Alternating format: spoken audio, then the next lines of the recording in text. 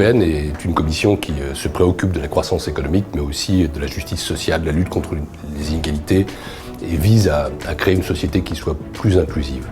Nous l'avons fait en donnant une lecture plus intelligente, plus flexible des règles budgétaires, nous l'avons fait en donnant une priorité à l'investissement, mais nous l'avons fait aussi en créant un véritable socle européen des droits sociaux, en faisant en sorte que des indicateurs sociaux soient maintenant à équivalence avec les indicateurs économiques.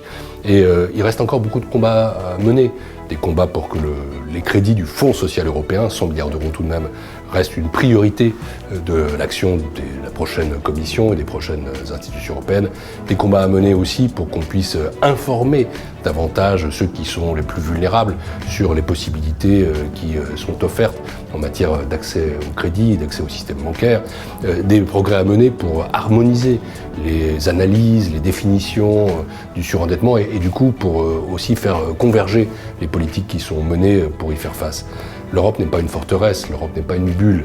Moi, je suis très heureux d'avoir participé à cet événement avec les associations Crésis pour leur passer le message. L'Europe, c'est vous, et l'Europe est à votre écoute.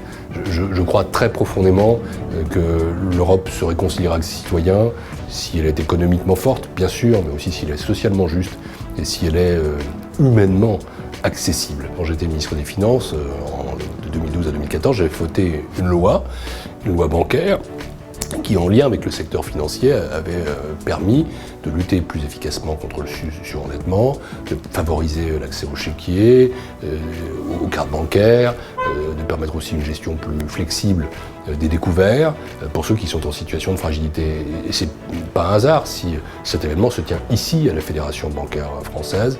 On a besoin d'avoir des banques qui se portent bien. Et ça, la Commission y travaille en réalisant ce qu'on appelle l'union bancaire, qui permet de connaître leur bilan, de prévenir les crises. On doit aller plus loin en garantissant les dépôts pour qu'on ait un système bancaire solide. Mais la contrepartie de la solidité du système bancaire doit être son accessibilité. Il doit être aussi son écoute aux situations des plus vulnérables. Il faut qu'il y ait une forme d'universalité bancaire. Et j'appelle les banques à poursuivre les bons efforts qu'elles ont déjà entrepris en la matière, en tout cas les banques françaises.